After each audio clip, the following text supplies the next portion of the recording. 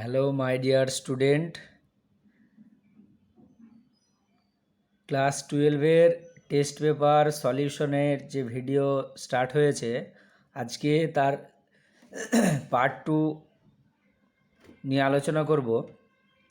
দেখো, এর আগে আমরা যে পার্ট 1 সেখানে ছায়া টেস্ট পেপার যে সেট 1 তার 2 নাম্বার এবং 3 নাম্বার কোশ্চেন এবং তার উত্তর নিয়ে আলোচনা করেছিলাম। আজকে হবে 5 নাম্বারের যে কোশ্চেন, সে 5 নাম্বারের কোশ্চেনগুলো নিয়ে আলোচনা।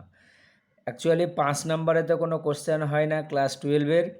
এখানে তোমার 5 বলতে এরকম ভাগ থাকে 3+2 বা 2+2+1, এরকম বিভিন্ন রকম থাকে। ম্যাক্সিমাম 3 নাম্বারের কোশ্চেন হয়। তাহলে 5 নাম্বারের যে কোশ্চেন, সেই কোশ্চেনগুলো নিয়ে আলোচনা করছি। তোমরা অবশ্যই ভিডিওটা মনোযোগ দিয়ে শুরু থেকে শেষ পর্যন্ত দেখবে এবং এখানে যে প্রত্যেকটা কোশ্চেনের অ্যান্সার আমি লিখে দিয়েছি, তোমরা এখানে লেখার চেষ্টা করবে। খাতায় তোমরাও সুন্দর করে লিখে এইগুলো ভালো করে প্র্যাকটিস করে পরীক্ষা দিতে যাবে, তাহলে এখান থেকে তোমরা 100% কমন পাবে। তাহলে দেখো, 15 নম্বরের যে কোশ্চেন, 15-এর যে কোশ্চেনটা আছে, কারশফের সূত্র দুটি বিবৃত করো। দেখো, কারশফের দুটো সূত্র আছে। একটাকে প্রথম সূত্র বা কারশফের কারেন্টের সূত্র বলা হয় কেসিএল। এটা হচ্ছে বর্তনীর যে কোনো বিন্দুতে মিলিত প্রবাহগুলির মধ্য দিয়ে যে তড়িৎ প্রবাহ মাত্রা, সেই তড়িৎ প্রবাহ মাত্রার বীজগাণিতিক যে যোগফল সেটা কী হবে? শূন্য হবে। অর্থাৎ যে কোনো একটা মিলিত যে বিন্দু, সেখানে বিভিন্ন দিক থেকে প্রবাহটা আসছে, সেই প্রবাহের বীজগাণিতিক যে যোগফল সেটা কী হবে? শূন্য হবে। এবার চাইলে এখানে তোমরা একটা ছবি দিয়ে দিতে পারো। তুমি ধরে নাও এখানে একটা মিলিত বিন্দু, এদিক থেকে একটা প্রবাহ এরকম যাচ্ছে, এদিক থেকে একটা প্রবাহ আসছে, এখান থেকে আর একটা প্রবাহ এরকম যাচ্ছে। তুমি ধরে নাও এটা I1, এটা I2, এইটা হচ্ছে I3। তাহলে এখানে দেখো, এই যে বিন্দু, সে বিন্দু অভিমুখে প্রবাহ কটা? দুটো। তাহলে বিন্দু অভিমুখী প্রবাহটা যদি ধরো প্লাস হয়, তাহলে বিন্দু থেকে যেটা নির্গত হচ্ছে সেটা কি মাইনাস হবে? তাহলে দেখো, I1 plus I2 minus I3, এটা ইকুয়াল টু কত হবে? 0 হবে। তাহলে এইটা হচ্ছে তোমার কারশফের যে প্রথম সূত্র, তার গাণিতিক সমীকরণ। আর আরেকটা মনে রাখবে, এখান থেকে কোশ্চেন আসে যে কারশফের প্রথম সূত্রটাকে কিসের সংরক্ষণ সূত্র বলা হয়? তাহলে এটা হচ্ছে তোমার আধানের সংরক্ষণ সূত্র। তাহলে কারশফের প্রথম সূত্রটা আধানের সংরক্ষণ সূত্রকে কি নির্দেশ করে, ঠিক আছে? এরপরে দ্বিতীয় সূত্রটা দেখো, তড়িৎ বর্তনীর যে কোনো বদ্ধ লুপের ক্ষেত্রে প্রতিটি রোধ ও সংশ্লিষ্ট প্রবাহের গুণফলগুলির বীজগাণিতিক সমষ্টি ওই লুপের তড়িৎচালক বলগুলির বীজগাণিতিক সমষ্টির সঙ্গে কি সমান হবে? এখানে দেখবে এরকম একটা ছবি অঙ্কন করা যায়। এরকম একটা ধরো ছবি, এখানে একটা কোষ আছে যার তড়িৎচালক বল ধরো নাও E1, এখানে একটা রোধ আছে সেটা হচ্ছে R1, এখানে ধরো আর একটা রোধ R2, আর এখানে আর একটা ধরো কোষ আছে, সে কোষটা তার তড়িৎচালক বল E2, এরকম ধরো একটা আছে। তাহলে এটা একটা লুপ। তাহলে তুমি ধরে নাও এখানে এইটার মধ্য দিয়ে একটা কারেন্ট যাচ্ছে, এই কারেন্টটা তুমি ধরে নাও I, এই কারেন্টটার এই দিকে একটা অংশ গেল I1, এই দিকে একটা অংশ গেল কত? I2। তাহলে যে কোনো একটা বদ্ধ লুপের ক্ষেত্রে যে কোনো রোধের মধ্য দিয়ে প্রবাহ আর সেই রোধটার গুণফলের বীজগাণিতিক যে সমষ্টি, সেটা কী হবে? ওই বদ্ধ লুপে যে তড়িৎচালক বলটা আছে তার বীজগাণিতিক সমষ্টির সঙ্গে কী হবে? সমান হবে। এটা হচ্ছে কারশফের দ্বিতীয় সূত্র বা কারশফের ভোল্টেজের সূত্র বা KVL বলা হয়। এবং এই KVL বা দ্বিতীয় সূত্র, এটাকে তোমার বলা হয় শক্তির সংরক্ষণ সূত্র। তাহলে কারশফ এরকম কোশ্চেন আসে, কারশফের কোন সূত্রটা শক্তির সংরক্ষণ সূত্রকে নির্দেশ করে? তাহলে এটার অ্যান্সার কী হবে? দ্বিতীয় সূত্রটি, ঠিক আছে? এরপরে যে কোশ্চেনটা আছে, সে কোশ্চেনটা দেখো, বলেছে একাধিক অভিন্ন কোষের মিশ্র সমবায়ের ক্ষেত্রে প্রবাহ মাত্রা রাশিমালা নির্ণয় করো। তাহলে দেখো, এটাও তোমাদের বইয়ে খুব সুন্দর করে দেওয়া আছে। এখানে আমি কতটুকু লিখতে হবে সেটা এখানে দেখাচ্ছি। তাহলে দেখো, এখানে এইগুলো হচ্ছে সব তড়িৎচালক বল, তড়িৎচালক বল বিশিষ্ট এরকম ধরো কোষ আছে। তুমি ধরে নাও এরকম এখানে n সংখ্যক এরকম এখানে ডট ডট দিয়ে দিতে পারো, ডট ডট দিয়ে তারপর এখানে দাগটা টেনে দাও। মানে তড়িৎচালক বলের n সংখ্যক এরকম কি কোষ আছে, আর এরকম এন সংখ্যক কোষের যে শ্রেণী সমবায়, এরকম ধরে নাও এম সংখ্যক কি এরকম সারি আছে। তাহলে দেখো প্রতিটি কোষের তড়িৎচালক বল ই আর অভ্যন্তরীণ যে রোধ সেটা হচ্ছে আর। তাহলে প্রতিটি সারিতে তড়িৎচালক বল কত হবে এন এ, এবং প্রতিটি সারির রোধ কত হবে এন আর। কারণ দেখো এর তড়িৎচালক বল আর, এর আর, এরকম কত সংখ্যক আছে এন সংখ্যক। তাহলে যেহেতু শ্রেণী সমবায় আছে, তাহলে তুল্য রোধ কী হবে আর প্লাস আর প্লাস আর, এরকম ডট ডট ডট এন আর পর্যন্ত। ঠিক আছে, এন পর্যন্ত হবে। তাহলে টোটাল তড়িৎচালক বল কত আর। আর এখানে দেখো বহির্বর্তনীতে একটা রোধ আছে, সেটা হচ্ছে ক্যাপিটাল আর। তাহলে আলটিমেট দেখো এরকম এই যে এন আর পরিমাণে টোটাল কত আছে, এরকম এ একটা ধরো এন আর, এ একটা এন আর, এদিকে কত পর্যন্ত আছে এম পর্যন্ত আছে। তাহলে মোট তোমার যদি তুল্য রোধ আর ড্যাশ হয়, মানে এই কোষগুলার অভ্যন্তরীণ রোধের জন্যে, তাহলে 1/r ড্যাশ সমান দেখো 1/nr প্লাস 1/nr, এরকম ডট ডট ডট কত পর্যন্ত এম সংখ্যক। তাহলে এটা দেখো এম বাই কত হবে এনআর। তাহলে আলটিমেট এখান থেকে দেখো তোমার যেটা আসবে আর ড্যাশ, ওটা ইকাল টু এনআর বাই কত এম। তাহলে এটা হচ্ছে কোষগুলোর যে অভ্যন্তরীণ রোধ তার তুল্য রোধ। এবার তার সঙ্গে দেখো কি একটা বাহ্যিক রোধ আছে, তাহলে বাহ্যিক যে রোধটা আছে তার মান কত ক্যাপিটাল আর। তাহলে আলটিমেট দেখো তুল্য রোধ কী হবে আর প্লাস ওই এন আর বাই কত এম। তাহলে এইবার ওই কোষগুলোর মধ্য দিয়ে যে প্রবাহ মাত্রা, সেই প্রবাহ মাত্রা দেখো আই সমান কত হবে N E by R plus N R. তাহলে আলটিমেট এখান থেকে লসাগু করলে দেখো আসবে I equal to M N E by M R plus কত এন আর। তাহলে এই যে প্রবাহ মাত্রা, সে প্রবাহ মাত্রার ইকুয়েশনটা ভালো করে মাথায় রাখবে। আর একটা কোশ্চেন আসে এখান থেকে, সর্বোচ্চ প্রবাহ পাওয়ার শর্ত। তাহলে সর্বোচ্চ প্রবাহ কখন হবে, এটা এই কোশ্চেনে না, মানে অন্য জায়গায় যদি কোশ্চেন থাকে, তাহলে সর্বোচ্চ প্রবাহ পাওয়ার শর্ত হলো, এটা শর্তটা কি, শর্ত হচ্ছে যে এম আর এটা ইকুয়াল টু কত হবে এন আর হবে। তাহলে এম আর যদি এন আর এর সঙ্গে সমান হয়, তাহলে তখন কি হবে প্রবাহটা সব থেকে বেশি হবে। ক্লিয়ার? এরপরে যে কোশ্চেনটা আছে দেখো বলেছে একটি তারের রোধ আর, তারটিকে টেনে মূল দৈর্ঘ্যের এন গুণ করা হলো, তারের নতুন রোধ কত হবে। তাহলে দেখো তুমি ধরে নাও তারটার প্রাথমিক অবস্থায় ব্যাসার্ধ কত আর ওয়ান, তাহলে প্রাথমিক অবস্থায় আয়তন কত আসবে পাই R one square into L. আর অন্তিম অবস্থায় মানে যখন দৈর্ঘ্যটাকে টেনে এন গুণ করা হয়েছে, তাহলে দেখো ওর ব্যাসার্ধ যেটা, সে ব্যাসার্ধটা কি চেঞ্জ হবে, তাহলে সেটা তুমি ধরে নাও আর টু। তাহলে অন্তিম আয়তন কী হবে pi r two square into n l. এবার তারটাকে টেনে তার দৈর্ঘ্য আমি পরিবর্তন করলাম, কিন্তু তাহলে তার আয়তনের কি কোনো রকম পরিবর্তন হবে না। তাহলে আয়তনের যদি পরিবর্তন না হয়, তাহলে প্রাথমিক আয়তন আর অন্তিম আয়তন কি সমান, তাহলে সমান হয়ে গেল। তাহলে এখান থেকে দেখো আলটিমেট আমরা পাবো আর টু স্কোয়ার, এটা ইকাল টু কত আর ওয়ান স্কোয়ার বাই কত এন। ঠিক আছে, এবার এখান থেকে দেখো আর ওয়ান যেটা অর্থাৎ প্রাথমিক অবস্থায় যে রোধ, সে প্রাথমিক অবস্থায় রোধ কত বলেছে আর। তাহলে প্রাথমিক অবস্থায় রোধ যেটা সেটা আমরা লিখছি দেখো R into rho L by কত এ, তার মানে দেখো rho into L by pi R one square. ঠিক আছে, তাহলে এটা হলো, তাহলে এত দূর পর্যন্ত এটাকে তুমি রেখে দাও। ঠিক আছে, এখানে তো এটা করার দরকার নেই, এত দূর থাকলো। এবার অন্তিম অবস্থায় যে রোধ সেটা যদি আর টু হয়, তাহলে আর সমান দেখো রো ইন্টু দৈর্ঘ্যটা কত এন এল হয়ে গেছে, আর পাই বাই নিচে কী হবে pi into r two square. এবার এটা দেখো rho into n l by, এখানে দেখো পাই ইন্টু আর টু স্কোয়ারের ভ্যালু কত দেখো আর ওয়ান স্কোয়ার বাই কত এন। তাহলে এখানে দেখো r one square by n মানে উপরে হয়ে গেল, মানে এটা এন স্কোয়ার। তাহলে এইবার এখানে দেখো n square into rho L by কত আসছে পাই আর ওয়ান স্কোয়ার। এবার এইটার ভ্যালু দেখো কার সঙ্গে সমান, এখানে যেটা আমরা আর ওয়ান পেয়েছিলাম সে আর ওয়ানের সঙ্গে ইকুয়াল। তাহলে আলটিমেট আর টু এটার সমান দেখো আসছে কত এন স্কোয়ার ইন্টু আর ওয়ান। তাহলে আগে যা রোধ ছিল তার তুলনায় কি এন স্কোয়ার গুণ হয়ে যাবে রেজিস্ট্যান্সটা। তাহলে এখান থেকে এইটাও খুব ভালো করে মনে রাখবে, যদি কোনো একটা তারের দৈর্ঘ্য টেনে দ্বিগুণ করা হয়, তাহলে তার রোধটা কত হবে 4 গুণ হয়ে যাবে। যদি তারের দৈর্ঘ্যটা টেনে 3 গুণ করা হয়, তাহলে 9 গুণ হবে। যদি 4 গুণ করা হয়, তাহলে রোধটা কত গুণ হয়ে যাবে 16 গুণ। এটা ভালো করে মাথায় রাখতে হবে। এরপরেরটা দেখো, এরপরে যে কোশ্চেনটা বলেছে দেখাও যে একাধিক রোধের সমান্তরাল সমবায়ের ক্ষেত্রে তুল্য রোধের মান প্রতিটি রোধ অপেক্ষা ক্ষুদ্রতর হয়। তাহলে দেখো আমরা জানি সমান্তরাল সমবায়ে অনেকগুলো রোধ যদি যুক্ত থাকে তাহলে তার ক্ষেত্রে তুল্য রোধ কত হয় 1/r, এটা সমান 1/r1 plus 1/r2 plus dot dot dot এরকম চলতে থাকে।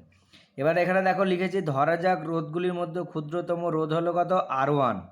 তাহলে দেখো এখন 1/r1 এটা গ্রেটার দেন 0, 1/r2 এটা গ্রেটার দেন 0। তাহলে এবার সমীকরণগুলি থেকে পাই, মানে এই যে সমীকরণ, সেই সমীকরণ থেকে কি পাওয়া যাবে 1/r গ্রেটার দেন 1/r1। ঠিক আছে, তাহলে দেখো 1/r গ্রেটার দেন 1/r2, তারপরে দেখো 1/r গ্রেটার দেন 1/r3। তাহলে এখানে থেকে দেখো r এর মানটা তোমার r1-এর থেকে কি ছোট হবে, r2-র থেকে ছোট হবে, r3-র থেকে ছোট হবে, অর্থাৎ প্রত্যেকটা রোধের থেকে কি ছোট হবে। অর্থাৎ সমান্তরাল সমবায়ের ক্ষেত্রে তুল্য রোধের যে মান সেটা ওই সমবায়ে যতগুলো রোধ আছে তার মধ্যে যেটা সব থেকে ক্ষুদ্র তার থেকেও কি হবে, ক্ষুদ্র হবে। বোঝা গেল? এরপরে যে কোশ্চেনটা আছে সেটা দেখো, বলেছে মিটার ব্রিজের সাহায্যে কিভাবে একটি অজ্ঞাত রোধ নির্ণয় করা যায় তা বর্তনী চিত্রের সাহায্যে বর্ণনা করো। তাহলে দেখো মিটার ব্রিজ যেটা, সেটা মিটার ব্রিজটা হচ্ছে হুইস্টন ব্রিজের যে নীতি সেই নীতি অনুসারে কাজ করে। তাহলে এটা হচ্ছে দেখো একটা হুইস্টন ব্রিজ, এবং সেখানে কি করা হয় তোমার এই এস যে রোধ, সেই এস রোধটাকে কি তোমার নির্ণয় করা হয়, অজানার যে রোধ সেটা এসের জায়গায় রাখা হয়, দিয়ে পি কিউ এই দুটো রোধের মানটাকে তোমার পরিবর্তন করে গ্যালভানোমিটারের যে প্রবাহ সেটাকে কি করা হয়, শূন্য করা হয়। আর গ্যালভানোমিটারের প্রবাহটা যখন শূন্য হয় তখন দেখো P/Q এটা ইকাল টু কী হয়, R/S, বা এখান থেকে S equal to Q/P into এখানে কত হবে, R হবে। এবার মিটার ব্রিজের যে ছবি, সেই মিটার ব্রিজের ছবিটা কীরকম, এরকম থাকে। তোমরা মিটার ব্রিজের যে যন্ত্র, সেই যন্ত্রটা নিশ্চয়ই দেখেছো প্র্যাকটিক্যাল করতে গিয়ে। সেখানে দেখবে এরকম কি 1 মিটার বা 100 সেন্টিমিটারের একটা তার থাকে। এই তারটার এইখানে যে কোনো একটা দেখো জকি টাচ করেছে, এটা হচ্ছে আর, আর এটা হচ্ছে এস, মানে যেটা অজানা রেজিস্ট্যান্স দিয়ে এই জকির যে অবস্থান, সেই অবস্থানটা পরিবর্তন করে গ্যালভানোমিটারের যে প্রবাহ সেটাকে শূন্য করা হয়। আর গ্যালভানোমিটারের প্রবাহ যখন শূন্য হবে তাহলে তখন P/Q ইকুয়াল টু কত, R/S হবে। আর পি এর মানটা কত ধরা হয়, এখানে যে তারটা আছে সে তারের যে রোধ সেটা হচ্ছে পি, আর এই দিকে যে দৈর্ঘ্যটা সেটা হচ্ছে কত, কিউ। তাহলে তুমি এখানে ধরে নাও যে গ্যালভানোমিটার যে জকির যে অবস্থান, এ যে অংশ আছে এখানে ভালো করে দেখে নাও, এ যে এতটা দৈর্ঘ্যে কী হয়েছে, গ্যালভানোমিটারের প্রবাহটা শূন্য হয়েছে। তাহলে এ যে অংশের যে দৈর্ঘ্য সেটা আমরা ধরে নিলাম কত, এল সেন্টিমিটার। তাহলে এখানে বি যে অংশ তার দৈর্ঘ্য কত হবে, দেখো 100 মাইনাস কত, এল। কেন? কারণ টোটাল এ বির দৈর্ঘ্য হচ্ছে কত, 100। তাহলে এইটুকু যদি তোমার এল হয় তাহলে এইটুকু কত হবে, 100 মাইনাস এল। এবার এখানে দেখো এবি তারের প্রতি সেন্টিমিটার দৈর্ঘ্যের রোধ রো হলে দেখো পি এর রোধ কত আসবে, রো ইন্টু এল, আর কিউ এর রোধ কত, রো ইন্টু 100 মাইনাস এল। এবার এখান থেকে দেখো আমরা যে রুলস, সেই রুলস অনুসারে যদি বসাই তাহলে দেখো P/Q ইকাল টু, তাহলে এখান থেকে দেখো Q/P এটা ইকাল টু কত, 100 মাইনাস এল বাই কত, এল। এখানে যে রোগুলো ছিল সেই রোটা কি কেটে যাবে। তাহলে এস ইকাল টু কি এখানে দেখেছিলাম আমরা আগে, এস ইকুয়াল টু ছিল আর ইন্টু কত, Q/P। তাহলে r into 100 minus l by l. এবার এখানে দেখো মিটার ব্রিজে তুমি ওই আর এর জায়গায় কত পরিমাণে রেজিস্ট্যান্স বসিয়েছো সেটা যদি জানা থাকে, আর জকির কোন অবস্থানে তোমার গ্যালভানোমিটারের প্রবাহটা শূন্য হয়েছে বা নিষ্পন্দ বিন্দু পাওয়া গেছে, সেটা মিটার ব্রিজের যে তারটা থাকে বা স্কেল লাগানো থাকে সেই স্কেল থেকে তুমি এল এর ভ্যালু পেয়ে যাবে। আর এল এর ভ্যালু আর আর এর ভ্যালু যদি তোমার জানা থাকে তাহলে এই কোশ্চেনে বসিয়ে দিলে এস বা অজানা যে রোধ, সে অজানা রোধটা বার করা যাবে। বোঝা গেল? এরপরে দেখো, এরপরে যে কোশ্চেনটা আছে, এরপরে কোশ্চেনটা বলেছে কোন অবস্থায় কোনো কোষের প্রান্তীয় বিভব প্রভেদ কোষটির তড়িৎচালক বল অপেক্ষা বেশি হয়। তাহলে দেখো এমনি সাধারণত আমরা জানি কি জানি যে ভি সমান হয় তোমার ই মাইনাস কত, আই আর, তাই না? অর্থাৎ কোনো একটা কোষের ক্ষেত্রে তোমার দুই প্রান্তের যে বিভব পার্থক্য বা বিভব প্রভেদ সেটা কি হয়, সেটা তোমার হয় তড়িৎচালক বল মাইনাস কত, আয়ার। আয়ারটাকে কী বলা হয়, নষ্ট ভোল্ট। এবার এখানে বলেছে যে এমনি সাধারণত এখানে দেখো ভি এর মানটা ই এর থেকে কখনোই বেশি হবে না। কেন? কারণ ভি সমান ই মাইনাস আইআর, অর্থাৎ কোষের তড়িৎচালক বল অপেক্ষা বিভব প্রভেদটা সবসময় কি কমই হয়। কেন? কারণ এতটা পরিমাণে ভোল্টেজ যেহেতু নষ্ট হচ্ছে। ঠিক আছে, এখান থেকে এই কোশ্চেনটাও ভালো করে মাথায় রাখবে।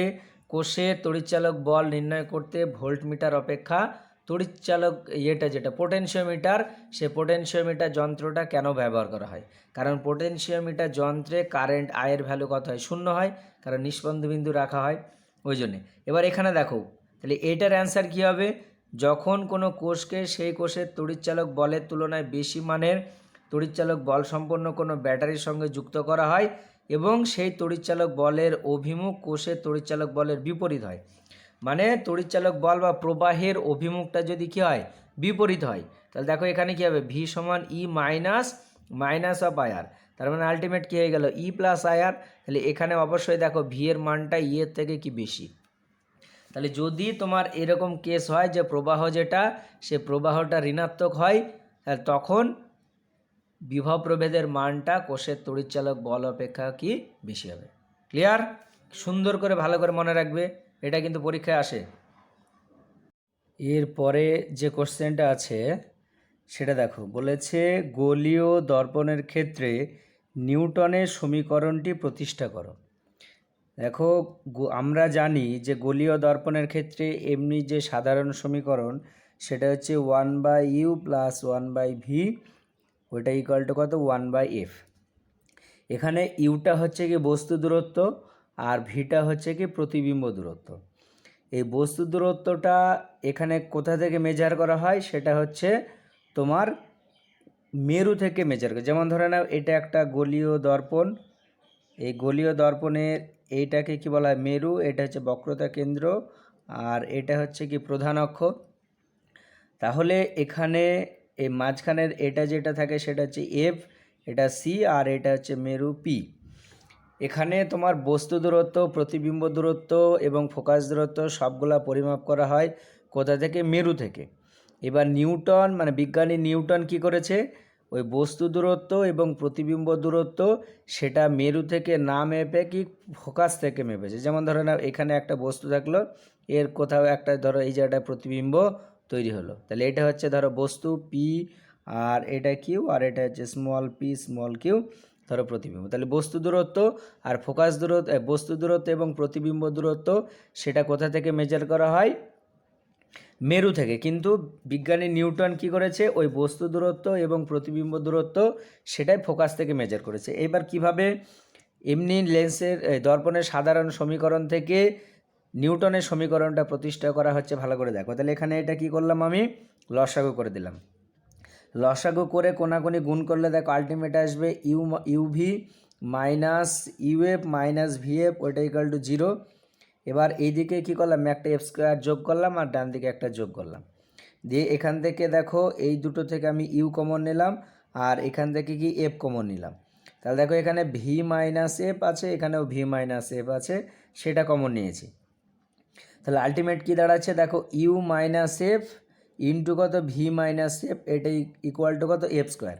এবার দেখো এখানে বলেছে এখন ফোকাস বিন্দু থেকে বস্তু দূরত্ব ও প্রতিবিম্বের দূরত্ব যথাক্রমে এক্স ও ওয়াই ধরলে দেখো ইউ মাইনাস এফ সেটা ইকুয়াল টু কত লেখা যাবে? এক্স, আর ভি মাইনাস এফ সেটা ইকুয়াল টু কত লেখা যাবে? ওয়াই, তাই না? কারণ দেখো এখানে টোটাল এইটুকু যেটা, এটা হচ্ছে বস্তু আর এটা হচ্ছে মেরু, তাহলে টোটালটা হচ্ছে কত? টোটালটা হচ্ছে তোমার ইউ। ভালো করে দেখো, এটা হচ্ছে ইউ আর এইটুকু হচ্ছে কত? এফ। তাহলে ইউ থেকে যদি এফটা বাদ দিই তাহলে দেখো ফোকাস থেকে বস্তুর দূরত্বটা কি পাওয়া যাবে? এইটুকু হচ্ছে তোমার এক্স। ঠিক একই রকমভাবে টোটাল এইটা হচ্ছে প্রতিবিম্ব দূরত্ব ভি, তার মধ্যে এইটা হচ্ছে এফ।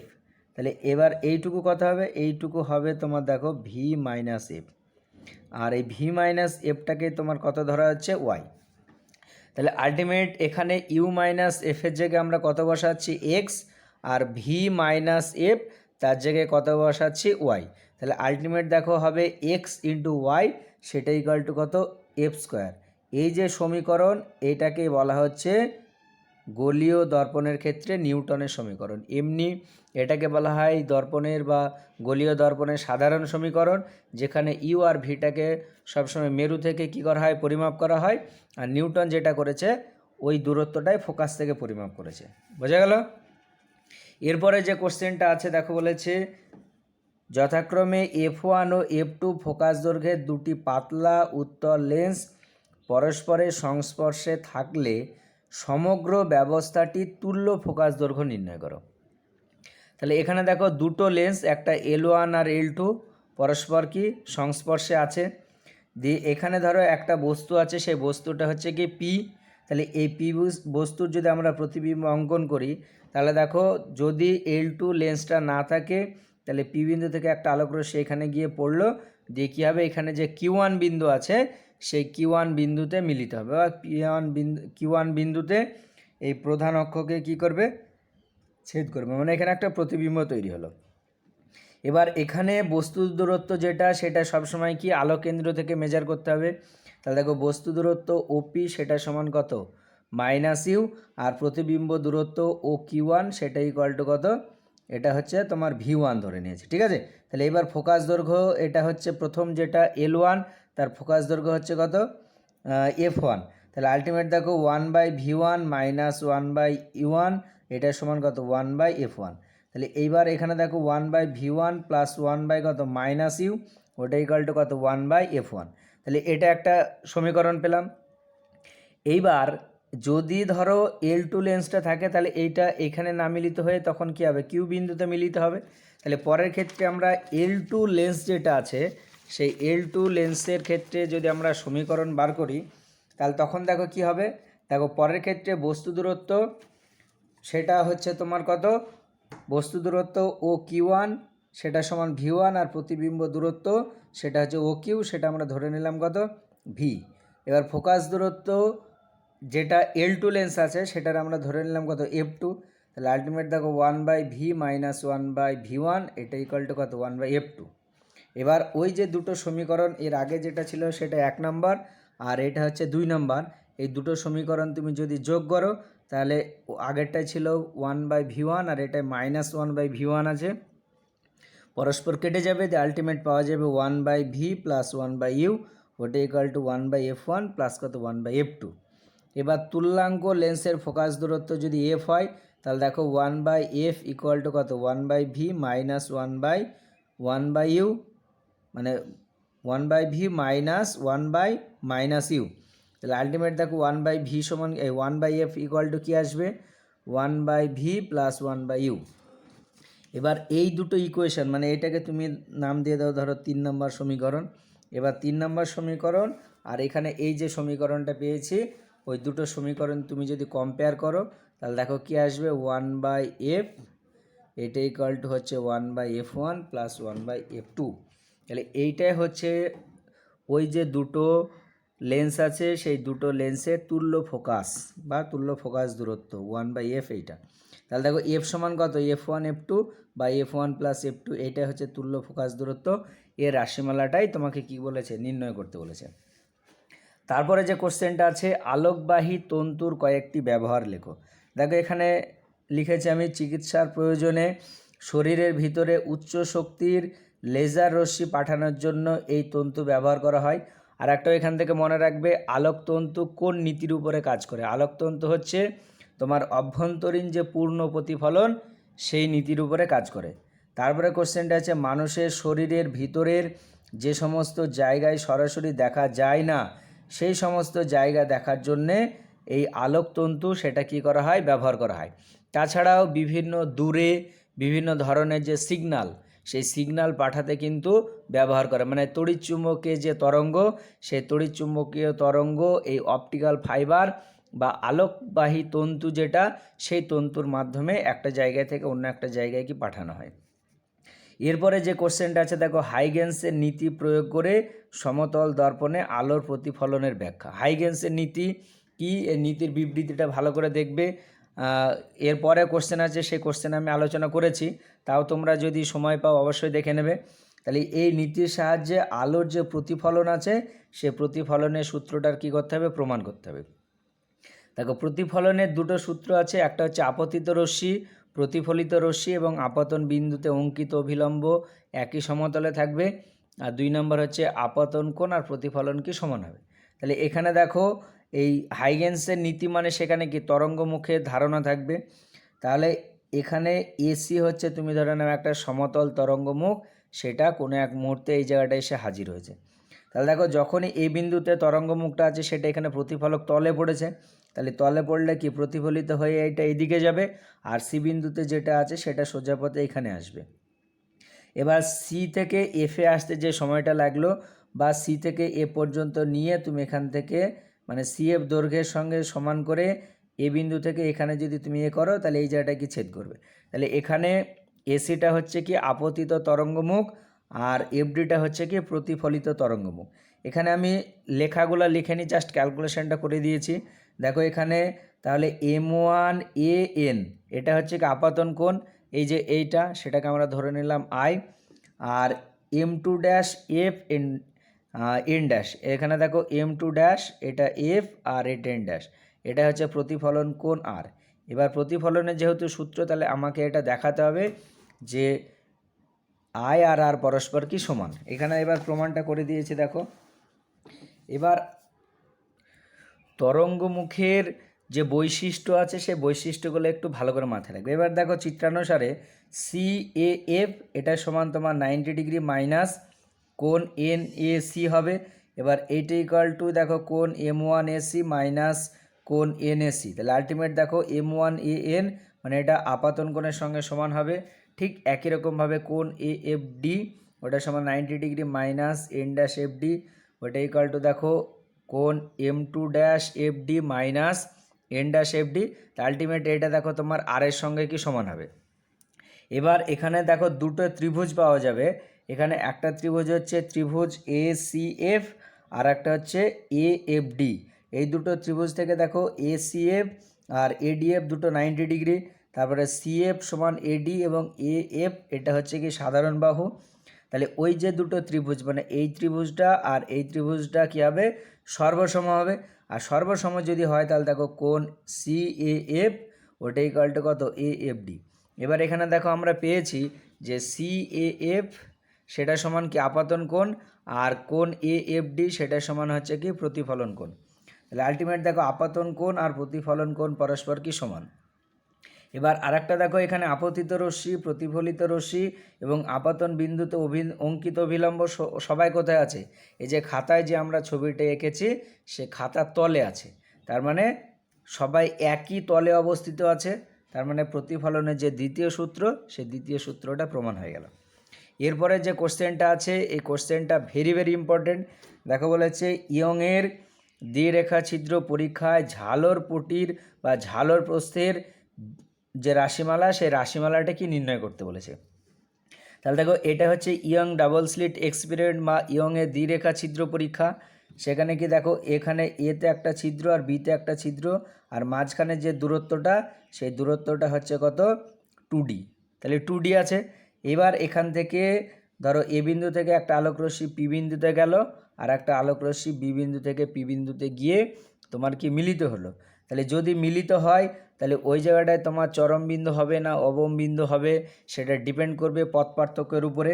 তাহলে আমরা পথ পার্থক্যটা বার করব। তাহলে এখানে দেখো এটা লিখে দিয়েছি আমি এসি সমান বিসি, এইগুলো সব হবে মানে এইটা যেটা এখানে দেখো কোনো রকম পথ পার্থক্য থাকবে না, মানে এখানে কেন্দ্রীয় চরম বিন্দু বা সেন্ট্রাল ব্রাইট ব্যান্ড যেটা সেটা তৈরি হবে। এবার এখানে পথ পার্থক্যটার জন্য দেখো আমরা এখানে করেছি যে বিপি স্কোয়ার।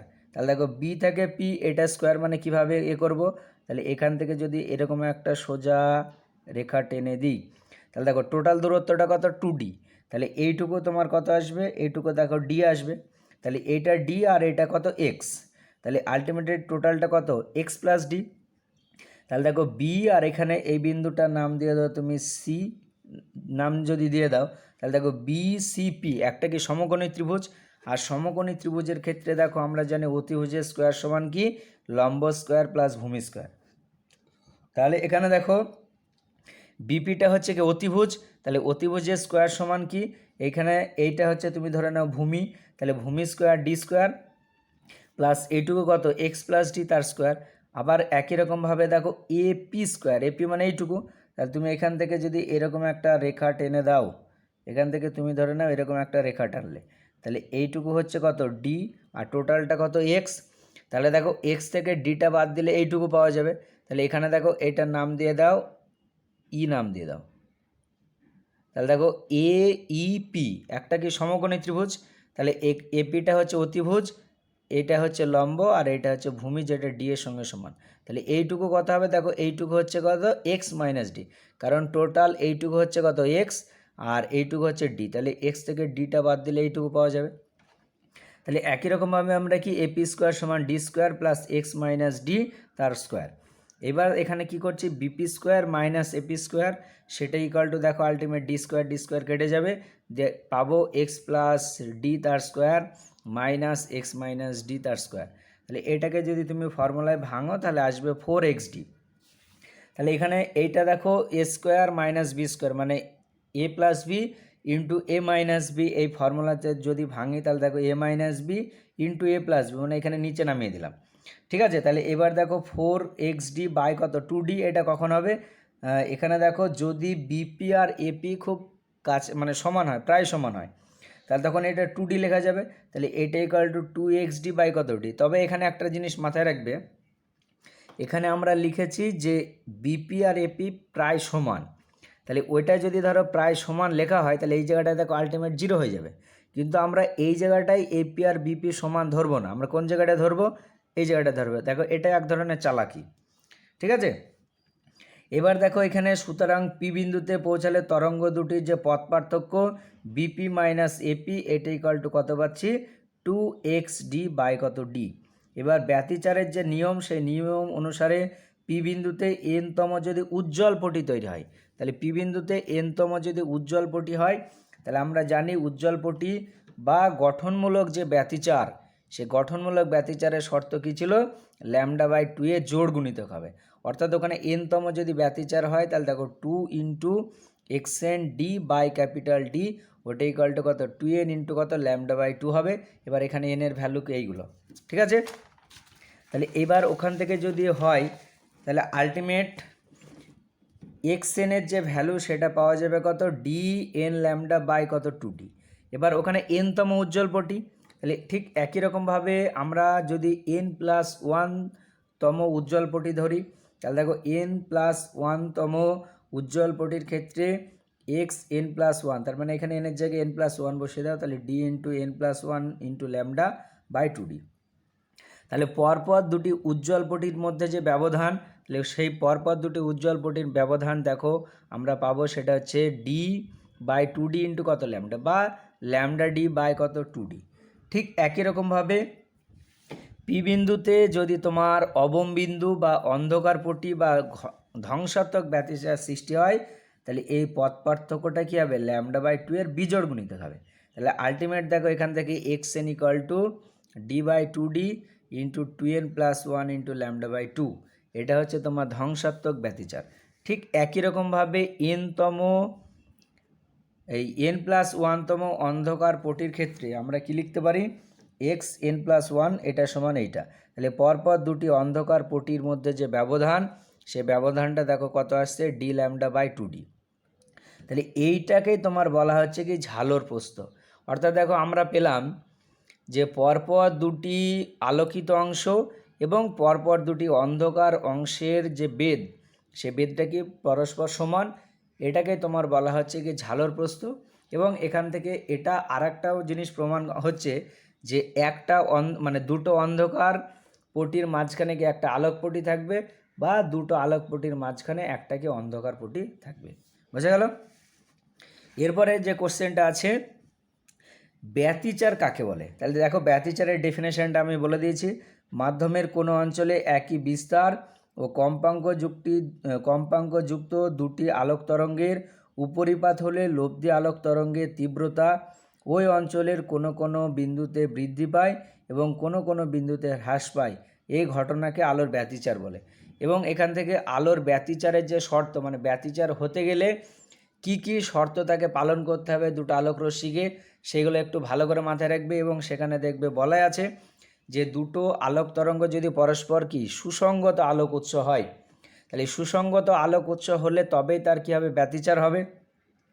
এবং এটাও তোমরা মনে রাখবে যে দুটো আলোক রশ্মিকে কখন সুসংগত আলোক উৎস বলা হয়, আর সুসংগত আলোক উৎস কিভাবে সৃষ্টি করা হয় এটা দেখবে বইয়ে দেওয়া আছে, খুব ভালো করে দেখবে যে সুসংগত আলোক উৎস কাকে বলে এবং কিভাবে সুসংগত আলোক উৎস সৃষ্টি করা যায়। এরপরে যে কোশ্চেনটা আছে দেখো, বলেছে একটি পিএন সংযোগ ডায়োডকে কিভাবে পূর্ণ তরঙ্গ একমুখী কারক হিসেবে ব্যবহার করা হয় তার বর্তনী চিত্র সহ ব্যাখ্যা করতে হবে। ঠিক আছে, তাহলে এর বর্তনী চিত্রটা ফার্স্টে দেখো। তাহলে দেখো এখানে একটা এসি সোর্স, এখানে একটা ট্রান্সফরমার, এখানে একটা D1 ডায়োড, এখানে একটা D2 ডায়োড, আর এই জায়গাটা হচ্ছে আউটপুট এখানে লাগানো আছে। এবার এর ক্ষেত্রে লেখচিত্রটা কিন্তু পরীক্ষা আসে। লেখচিত্রটা দেখো আমি সুন্দর করে আঁকছি।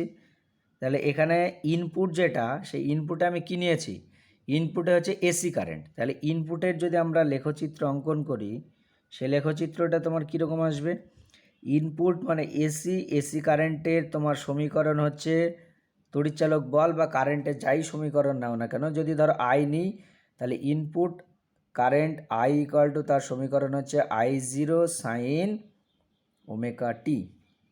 তাহলে তার জন্য যদি লেখচিত্র অঙ্কন করি, সেই লেখচিত্রটা কী এরকম হবে, এই লেখচিত্রটাকে ধরে নাও আমি এরকমভাবে ভাগ করছি। ঠিক আছে, এই দিকে নেওয়া হয় টাইম টি আর এই দিকে নেওয়া হয় কি আই। এবার দেখো এসি কারেন্ট কাকে বলে, যার মেরুটা সবসময় কি পরিবর্তন হয়, অল্টারনেট করে। তাহলে তুমি ধরো না কোনো এক মুহূর্তে উপরের দিকটা প্লাস আর নিচের দিকটা কি মাইনাস হলো। তাহলে দেখো উপরের D1 ডায়োড, সেই D1 ডায়োডটা কি ফরওয়ার্ড ব্যাস বা সম্মুখ ব্যাসে থাকবে, আর এই ডায়োডটা কী হবে, রিভার্স ব্যাসে থাকবে। তাহলে রিভার্স ব্যাসে এই ডায়োডটা থাকার জন্যে আউটপুটে দেখো কোনো রকম কি কারেন্ট পাওয়া যাবে না। তাহলে আউটপুটে এই ডায়োডের জন্য কারেন্ট জিরো, কিন্তু এই ডায়োডের জন্য কারেন্ট পাওয়া যাবে। তাহলে এই ইনপুটটার জন্য দেখো আউটপুটে আমি কি একটা কারেন্ট পেলাম।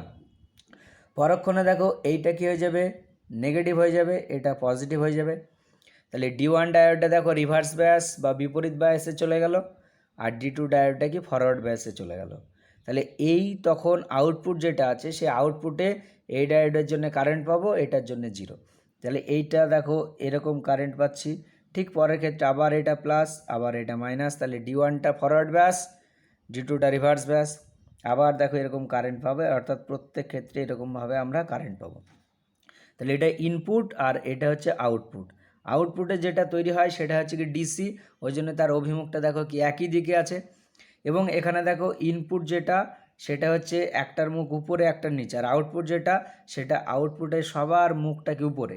তাহলে এবং এখানে মাঝখানে কি কোনো গ্যাপ নেই, ওই জন্যে এটাকে বলা হচ্ছে কি পূর্ণ তরঙ্গ একমুখীকরণ, মানে তরঙ্গটা পূর্ণ হয়ে গেছে এবং সবার দেখো কি মুখটা কি উপরের দিকে আছে, ওই জন্যেই এটাকে বলা হচ্ছে কি পূর্ণ তরঙ্গ একমুখীকরণ।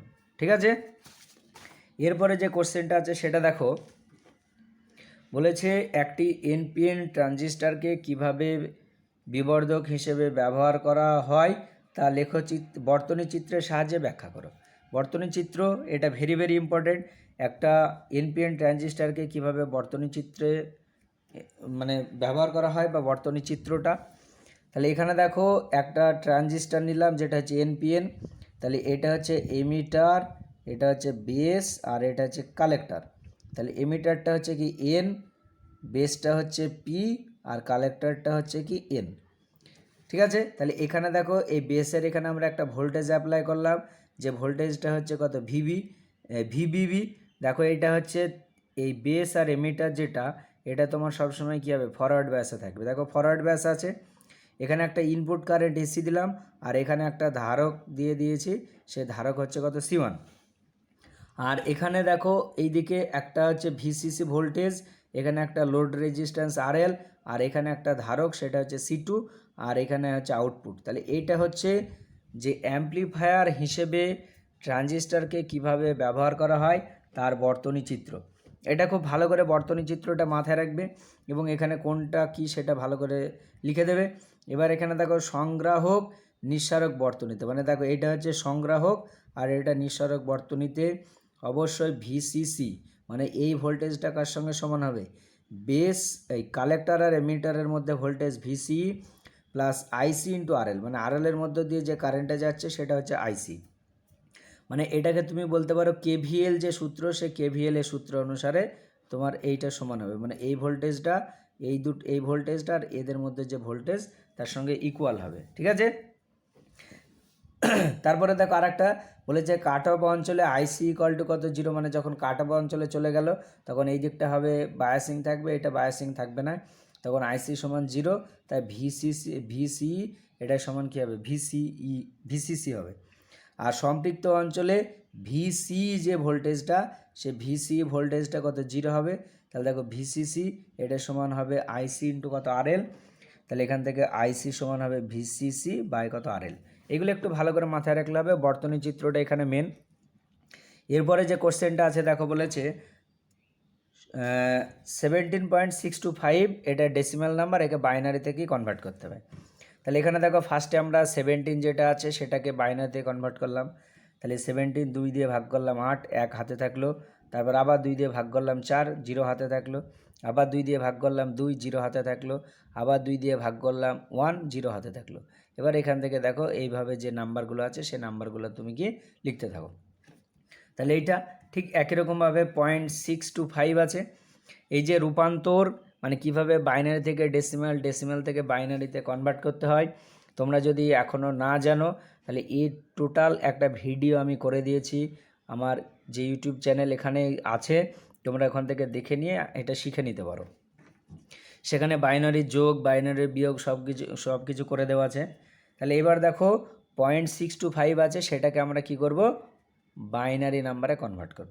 তাহলে 0.62 একে 2 দিয়ে গুণ করলাম 1.25, তাহলে এখানে 1টা নিয়ে নিলাম, কোনটা পড়ে থাকলো 0.25, আবার 2 দিয়ে গুণ করলাম, তাহলে 0.5, এখানে দেখো যেহেতু 1 হয়নি তাহলে এটা 0, আবার 0.5 2 দিয়ে গুণ করলাম 1.0, তাহলে এখানে দেখো 1টা চলে আসলো, 0 থাকলো, আর দরকার নেই। তাহলে আলটিমেট এইদিকে দেখো যেটা পেলাম এখানে 101, তাহলে আলটিমেট 17.625, এটার বাইনারি ইকুইভ্যালেন্ট নাম্বার হবে কত, বাইনারি ইকুইভ্যালেন্ট নাম্বার হচ্ছে 10001.101। ঠিক আছে, এরপরে হচ্ছে দেখো MCQ question part B section 1। এর প্রথম এক এমসিকিউ যেটা দেওয়া আছে 1 ভোল্টের সমতুল্য স্ট্যাট ভোল্ট হলো, তাহলে দেখো 1 ভোল্ট এটা সমান হয় তোমার 1/300 ইএসইউ বা 1/300 স্ট্যাট ভোল্ট। তারপরে কোশ্চেনটা আছে দেখো কিউ আধান ও সি ধারকত্ব বিশিষ্ট 64টি জলকণা মিলিত হয়ে একটি বড় জলকণা তৈরি করে, বড় জলকণাটির আধান ও ধারকত্ব কত হবে। তাহলে এখানে দেখো ক্ষুদ্র যে গোলক ক্ষুদ্র যে জলকণা বা ক্ষুদ্র যে গোলক তার ব্যাসার্ধ ধরে নিলাম কত আর, তাহলে তার ধারকত্ব সি সমান কত আসবে 4πε0 ইন্টু কত আর। এবার বৃহৎ গোলকের যে ব্যাসার্ধ সেটা হলো কত ক্যাপিটাল আর। তাহলে যেহেতু যুক্ত হয়েছে তাহলে বড়টার আয়তন আর 64টার আয়তন অবশ্যই কী হবে সমান হবে। তাহলে এখান থেকে দেখো ক্যাপিটাল আর এটা সমান কত আসবে 4r। তাহলে এখান থেকে দেখো বড় গোলকের ধারকত্ব সি ড্যাশ এটা সমান কত 4πε0 ইন্টু ক্যাপিটাল আর, তার মানে দেখো 4πε0 ইন্টু 4r। তাহলে আলটিমেট দেখো সি ড্যাশ সমান কত 4c, এবং বড় গোলকের আধান হবে কত 64 ইন্টু কিউ। কেন? কারণ 64টা যুক্ত হয়ে একটা বড় জলকণা কী করেছে তৈরি করেছে। ক্লিয়ার? তারপরে কোশ্চেনটা বলেছে কিউ আধানকে কেন্দ্র করে ক্যাপিটাল কিউ আধানকে একবার আর ব্যাসার্ধের বৃত্তাকার পথে ঘুরিয়ে আনতে কৃতকার্যের পরিমাণ কত হবে। দেখো একবার টোটালটাকে ঘুরিয়ে আনতে হয়েছে, তাহলে এখানে বিভব পার্থক্য 0 হবে, তাহলে এখানে কৃতকার্যর যে মান সে কৃতকার্যটা কত 0। ঠিক আছে, তারপরে কোশ্চেনটা বলেছে এন সংখ্যক একই প্রকার রোধক যাদের প্রতিটি রোধ আর ওহমকে যথাক্রমে শ্রেণী সমবায় ও সমান্তরাল সমবায় যুক্ত করলে তুল্য রোধ হয় যথাক্রমে। তাহলে দেখো একবার এন সংখ্যক একই প্রকারের তাদেরকে একবার কি শ্রেণী সমবায়ে আর একবার সমান্তরাল সমবায়ে যুক্ত করা হয়েছে, তাহলে আর এর মান কত হবে। তাহলে এখানে দেখো আমি এটা করে দিচ্ছি, যখন এন সংখ্যক কোষকে রোধকে তুমি শ্রেণী সমবায়ে যুক্ত করবে তাহলে তখন তাদের মধ্যে যে তুল্য রোধ সেটা কত বলেছে এক্স। তাহলে এক্স ইকুয়াল টু দেখো অবশ্যই কত আসবে এন আর, তাই না? কারণ যেহেতু শ্রেণী সমবায় আমরা কি জানি প্রত্যেকটা রোধের যোগফলের সঙ্গে সমান হয়। তাহলে ঠিক একই রকমভাবে সমান্তরাল সমবায়ে তুল্য রোধ ওয়াই ইকুয়াল টু কী আসবে, দেখো এটা আসবে আর বাই এন। ঠিক আছে, তাহলে এখানে তুমি এক্স আর ওয়াই যদি তুমি গুণ করে দাও তাহলে কী আসবে, তাহলে দেখো এক্স ইন্টু ওয়াই এটা সমান কত আসবে, দেখো এন স্কোয়ার আসবে, তাই না। এই এক্স ওয়াই ইকুয়াল টু তোমার আসবে আর স্কোয়ার, মানে এখানে এন এন কেটে যাবে, তাহলে আর স্কোয়ার আসলো, তাহলে এখান থেকে দেখো আর সমান কত হবে, root over of x into y. ঠিক আছে, তাহলে এটা হচ্ছে অ্যান্সার। তারপরে কোশ্চেনটা বলেছে, এরপরে কোশ্চেনটা দেখো বলেছে এন পাক সংখ্যা ও এ ক্ষেত্রফল বিশিষ্ট বৃত্তাকার পরিবাহীর প্রবাহমাত্রা আয় হলে চৌম্বক ভ্রামক কত হবে। তাহলে চৌম্বক ভ্রামকের ফর্মুলা হচ্ছে তোমার এন আই এ। দেখো এন পাক সংখ্যা ও এ ক্ষেত্রফল বিশিষ্ট বৃত্তাকার পরিবাহীর প্রবাহমাত্রা আয় হলে চৌম্বক ভ্রামক। অ্যাকচুয়ালি চৌম্বক ভ্রামক পি এম এটা সমান হয় কি আই ইন্টু এ। এবারে এখানে যেহেতু এন সংখ্যক পাক বলেছে তাহলে একটা কী হবে, এন দিয়ে গুণ হবে। তারপরে কোশ্চেনটা বলেছে চৌম্বক ক্ষেত্রের মাত্রিয় সংকেত কী হবে। চৌম্বক ক্ষেত্র মানে বি, তার মাত্রিয় সংকেত তুমি এই ফর্মুলায় বার করবে, F equal to q into v cross B, বা এটা ভাঙলে কী আসবে, ভিবি সাইন থিটা। তাহলে এখান থেকে বি সমান কত আসবে, দেখো F by q v sine theta. তাহলে এফ এর মাত্রা কত, M L T to the power minus two, আর কিউ এর মাত্রা আইটি, আর ভি এর মাত্রা হচ্ছে L T to the power minus one, আর সাইন থিটার কোনো রকম মাত্রা নেই। তাহলে এখান থেকে ক্যালকুলেশন করলে তোমার আসবে M T to the power minus two, I to the power কত, মাইনাস ওয়ান। ঠিক আছে, তারপরে যে কোশ্চেনটা আছে বলেছে ভূপৃষ্ঠের যে কোনো ভূচুম্বক ক্ষেত্রের এটা তোমার কোশ্চেনটা এরকম হবে, ভূপৃষ্ঠের কোন স্থানে ভূচুম্বক ক্ষেত্রের অনুভূমিক ও উলম্ব উপাংশ সমান, সেই স্থানের বিনতি কোণ কত। ঠিক আছে, যে স্থানে ভূচুম্বক প্রাবল্যের উলম্ব আর অনুভূমিক উপাংশ সমান সেখানকার বিনতি কোণ হচ্ছে কত, 45 ডিগ্রি। কারণ কি, কারণ দেখো আমরা জানি উলম্ব উপাংশ সেটাকে ভি দ্বারা প্রকাশ করা হয়, এটা সমান হচ্ছে আই সাইন থিটা, আর অনুভূমিক উপাংশ এইচ, এটাই হচ্ছে তোমার কত, এটা হচ্ছে আই কস থিটা। এবার দেখো আই কস থিটা মানে ভি আর এইচ তখনই সমান হবে যদি অ্যাঙ্গেলটা কত, 45 ডিগ্রি হয়। বুঝে গেল, যা এর ভিডিও দেখবে আমি সব করে দিয়েছি, যারা থিওরি এখনও পড়েনি তাদেরকে বলবো ভিডিওগুলো দেখবে। তারপরটা দেখো বলেছে আর বক্রতা ব্যাসার্ধের একটি উত্তল দর্পণ দ্বারা গঠিত কোনো প্রতিবিম্বের বিবর্ধন 1/n হলে বস্তু দূরত্ব কত। তাহলে দেখো বিবর্ধন সেটা বলে দিয়েছে, বিবর্ধন আমরা জানি ভি বাই ইউ, তাহলে 1/n সেটা বলে দিয়েছে, তাহলে ভি বাই ইউ, তাহলে এখান থেকে দেখো ভি সমান কত, ইউ বাই এন। এবার আমরা জানি দর্পণের ক্ষেত্রে 1/ভি প্লাস 1/ইউ এটা সমান কত, 1/এফ। এবার 1/এফ মানে আবার কত, 2/আর। তাহলে আলটিমেট দেখো এখানে ভি এর ভ্যালুটা বসিয়ে দিয়েছি n/ইউ মাইনাস 1/ইউ, এটা ইকুয়াল টু কত, 2/আর। কেন মাইনাস বসালাম, কারণ বস্তু দূরত্ব উত্তল দর্পণের ক্ষেত্রে কী হবে, মাইনাস হবে। তাহলে আলটিমেট দেখো এখান থেকে ক্যালকুলেশন করলে ইউ সমান আর ইন্টু n-1 বাই কত, 2। তাহলে এটা অ্যান্সার, বুঝা গেল। এরপরে কোশ্চেনটা বলেছে লেন্সের সরণ পদ্ধতিতে যদি বস্তুর বিবর্ধিত ও হ্রাসপ্রাপ্ত প্রতিবিম্বের আকার যথাক্রমে x1 ও x2 হয় তবে বস্তুর প্রকৃত আকার কত হবে। দেখো এটা প্রমাণ ছিল যে ডি সমান কত, রুট ওভার d1 d2, তাহলে এখানে কী হবে, root over of x1 x2। তারপরে দেখো এক্স সাইডটা বলেছে একটি আলোকবিন্দু উৎস 4/3 প্রতিসরাঙ্ক বিশিষ্ট জলের এইচ গভীরতায় অবস্থিত, জলের উপরতলের যে বৃত্তের ভিতর থেকে আলো নির্গত হয় তার ব্যাসার্ধ কত। দেখে ফর্মুলায় বসিয়ে দাও, এটার প্রমাণটাও দেখো আমি বড় কোশ্চেনে করে দিয়েছি যে আর সমান হয় h by root over of কত, মিউ স্কোয়ার মাইনাস 1। তাহলে মিউ এর ভ্যালু বলে দিয়েছে, তাহলে এখান থেকে ক্যালকুলেশন করলেই তোমার দেখো আর এর ভ্যালু চলে আসবে, এটা হচ্ছে 3h/√7। ঠিক আছে, এরপরে যে কোশ্চেনটা আছে এক্স ডাবল আই কী বলেছে, বলেছে কোনো অবিশুদ্ধ অর্ধপরিবাহীতে ইলেকট্রন ও হোলের সংখ্যা ঘনত্ব যথাক্রমে NE ও NP এবং বিশুদ্ধ অর্ধপরিবাহীতে উভয়ের সংখ্যা ঘনত্ব NI হলে N টাইপ অর্ধপরিবাহীর ক্ষেত্রে কী হবে। তাহলে এটা মনে রাখবে NE ইন্টু NP সেটা সমান কী হবে, সব সময় NI তার স্কোয়ার হবে। মানে পি টাইপ হোক বা এন টাইপ হোক, যে কোনো একটা ওই অর্ধপরিবাহীর ক্ষেত্রে ইলেকট্রনের সংখ্যা ঘনত্ব আর হোলের সংখ্যা ঘনত্বের যে গুণফল সেটা বিশুদ্ধ অর্ধপরিবাহীর যে আধান বাহক Ni তার স্কোয়ারের সঙ্গে কী হবে, সমান হবে। এবং এটা খুব ভালো করে মনে রাখবে, এখান থেকে তোমার অঙ্ক আসে।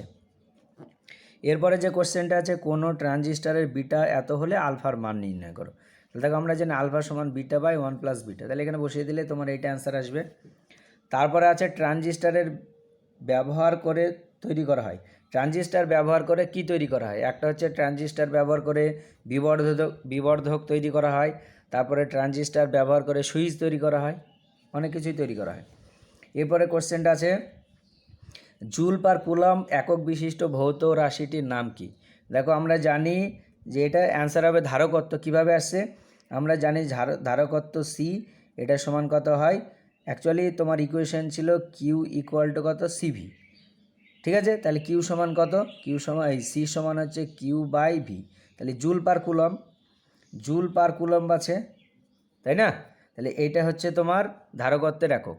মানে এখানে একটু এটা গন্ডগোল হয়েছে, জুল পার কুলম এটা হবে তোমার বিভবের একক। কারণ দেখো বিভব ভি এটা সমান হচ্ছে কত, ডাব্লু বাই কিউ। তাহলে কার্যের একক কি? কার্যের একক হচ্ছে তোমার জুল, আর আধানের একক হচ্ছে কত, কুলম। তাহলে এইটা তোমার কার একক হবে? এটা হচ্ছে তোমার বিভব, এটা বিভবের একক হবে, জুল পার কুলম। তারপরে কোশ্চেনটা আছে, 1 ফ্যারাড সমান কত স্ট্যাট ফ্যারাড? 1 ফ্যারাড হচ্ছে তোমার 9 × 10⁻11 স্ট্যাট ফ্যারাড। তারপরে কোশ্চেনটা আছে, কোনো স্থির আধান কি চৌম্বকক্ষেত্র সৃষ্টি করতে পারে? তাহলে এখানে দেখো অ্যান্সার হবে না, কারণ একমাত্র নির্দিষ্ট ত্বরণযুক্ত চলমান আধানই চৌম্বকক্ষেত্র সৃষ্টি করতে পারে। এর সঙ্গে যে কোশ্চেনটা আছে, পৃথিবীর মেরুতে ও নিরক্ষরেখায় বিনতি কোণের মান কত? পৃথিবীর মেরুতে বিনতি কোণ 90 ডিগ্রি, আর বিষুবরেখায় বা নিরক্ষরেখায় বিনতি কোণ হচ্ছে কত, 0 ডিগ্রি। বিনতি কোণ কাকে বলে এটা ভালো করে মাথায় রাখবে। বিনতি কোণ হচ্ছে তোমার পৃথিবীর কোনো একটা জায়গাতে কোনো একটা দণ্ডচুম্বককে ঝুলিয়ে দিলে সেই দণ্ডচুম্বকটা অনুভূমিকের সঙ্গে যে কোণ করে সেটাকে বলা হচ্ছে বিনতি কোণ। তাহলে তুমি যদি মেরুতে কোনো একটা চুম্বককে ঝুলিয়ে দাও তাহলে সেখানে 90 ডিগ্রি অ্যাঙ্গেলে ঝুলে থাকবে, মানে এরকম খাড়া হয়ে থাকবে। আর নিরক্ষরেখায় বা বিষুবরেখায় যদি ঝুলিয়ে দাও তাহলে এরকম অনুভূমিক থাকবে, তাহলে সেখানে কত, 0। তারপরে কোশ্চেনটা, সূর্য থেকে আগত আলোক তরঙ্গের তরঙ্গমুখের প্রকৃতি কীরকম হবে? এরকম। এটা মনে রাখবে, কোনো একটা আলোক উৎস যদি অসীমে থাকে তাহলে তার তরঙ্গমুখটা হবে সমতল। কোনো একটা আলোক উৎস যদি এরকম বিন্দু উৎস হয় তাহলে তার তরঙ্গমুখটা হবে কি, গোলাকার। কোনো এরকম যদি রেখা একটা উৎস থাকে তাহলে তার ক্ষেত্রে তরঙ্গমুখটা হবে কি, চোঙাকৃতি। ঠিক আছে। তারপরে দেখো বলেছে, কোন শর্তে একটি অবতল লেন্স উত্তল লেন্সের মতো আচরণ করবে? তাহলে যদি লেন্সের প্রতিসরাঙ্ক ওই লেন্সটাকে যে মাধ্যমে রাখা হয়েছে সে মাধ্যমের প্রতিসরাঙ্কের থেকে যদি কি হয়, কম হয়, মানে মাধ্যমের প্রতিসরাঙ্ক বেশি আর লেন্সের প্রতিসরাঙ্ক কম, তাহলে তখন একটা উত্তল লেন্স অবতল লেন্সের মতো আর অবতল লেন্স উত্তল লেন্সের মতো আচরণ করবে। তারপরে কোশ্চেনটা, ট্রানজিস্টারের কোন অংশটিতে ডোপিংয়ের মাত্রা বেশি থাকে? তাহলে সেটা হচ্ছে এমিটার, আর কম কোনটা থাকে, বেসে। তারপরে আছে, কোন অবস্থায় একটি পিএন সংযোগ ডায়োড খোলা সুইচের মতো আচরণ করে? খোলা সুইচের মতো আচরণ করবে এটা যদি তোমার মোটামুটি রিভার্স বায়াসে থাকে বা চতুর্থ পাদে যেটা থাকে তখন এটা তোমার সুইচের মতো আচরণ করবে। ঠিক আছে, তাহলে আজকের ভিডিও এই পর্যন্ত। তোমরা দেখতে থাকো এবং তোমাদের যে বন্ধু আছে সে বন্ধুদেরকে শেয়ার করো। আমি টোটাল এই ছায়া প্রশ্নবিচিত্রার 10টা এরকম সেটের কোশ্চেন এবং অ্যান্সার নিয়ে আলোচনা করব। যদি তোমাদের কাছে থেকে ভালো রেসপন্স পাই তবেই কন্টিনিউয়াস চলবে, যদি সেরকম রেসপন্স না পাই তাহলে 2-1টা কোশ্চেন অ্যান্সার আলোচনা করেই থেমে যাব, এরপরে ক্লাস স্টার্ট করব। ঠিক আছে, অবশ্যই তাহলে তোমরা তোমাদের যে বন্ধু সে বন্ধুদের মধ্যে শেয়ার করবে, আর এগুলো তোমরা অবশ্যই খাতায় লিখে নেবে। আর কিছুদিনের মধ্যে আমি পিডিএফটাও তোমাদেরকে দিয়ে দেবো।